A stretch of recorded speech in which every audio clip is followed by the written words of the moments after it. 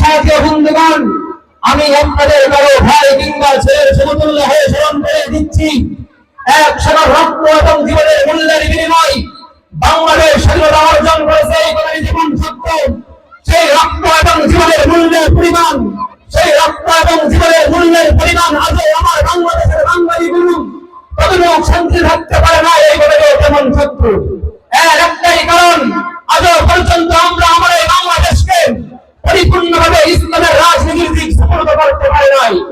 যদি সুপর্দ করতে পারতাম, আল্লাহর আসমান জমিন সাক্ষী রেখে বলে গেলাম, বাংলার কোন মায়ের সামনে তার সন্তানের লাশ উপহার দেওয়া হতো না।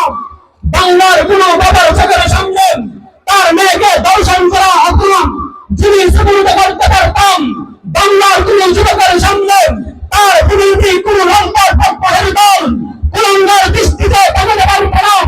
যদি সুপর্দ করতে পারতাম, বাংলার জমিনে কোন যুববাস, দুর্নীতিবাস, গেন্ডারবাস ছেলেবাদের বললাম, বাংলার কোন মানুষের উপর কোন আধিপত্য করতে পারতাম, কোন আধিপত্য করতে পারতাম না। প্রিয় সংগ্রামী ছাত্র বন্ধুগণ,